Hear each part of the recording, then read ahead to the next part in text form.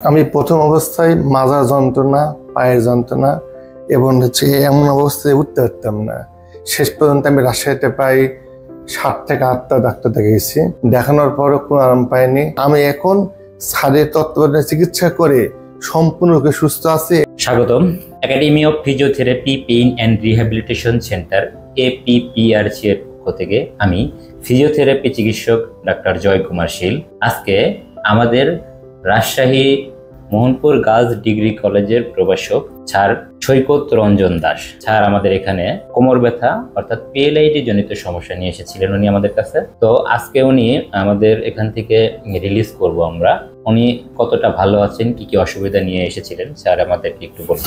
আমি প্রথম অবস্থায় মাজার যন্ত্রণা, পায়ের যন্ত্রণা এবং এমন অবস্থায় উঠতে পারতাম না। শেষ পর্যন্ত আমি রাজশাহীতে প্রায় 7 থেকে 8টা ডাক্তার দেখিয়েছি। দেখানোর পরও কোনো আরাম পাইনি। পরে আবার ইন্ডিয়াতে গেলাম। ইন্ডিয়াতে যায় মণিপালে দেখালাম, বেঙ্গলের মণিপালে। ওখানে বিদ্যাধর স্যার বললেন যে আপনি অপারেশন ছাড়া কোনো উপায় নাই, আপনি অপারেশন করতে হবে। অপারেশন করলে প্রায় আপনি 16 থেকে 18 লক্ষের মতো টাকা লাগবে। পরে আমি ওখান থেকে ফিরে আসলাম বাংলাদেশে ফিরে আসার পরে আমি ডাক্তার SM মোস্তফা কামাল স্যারের সঙ্গে দেখা করলাম।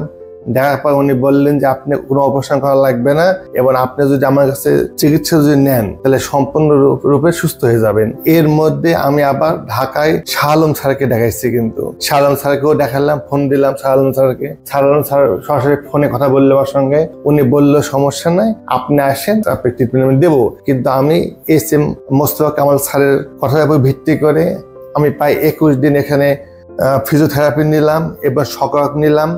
নেওয়ার পরে আমি এখন এতটা সুস্থ এবং ভালো আছি। আমার মাজায় কোনো যন্ত্রণা নাই, পায়ে হালকা যন্ত্রণা হচ্ছে এবং এই যন্ত্রণা স্যাররা বলেছে যে 2 থেকে 2.5 মাসের মধ্যে সুস্থ হয়ে যাবেন। এবং আমাকে জয় কুমার স্যার উনি হলো সবসময় তত্ত্বাবধান করতেন এবং স্যার 4-5টা ব্যায়াম শিখিয়ে দিয়েছেন এবং আমাকে বলেছে যে প্রতিদিন আপনি 3 থেকে 4 বার ব্যায়াম করবেন, পুকুরে সাঁতার কাটবেন।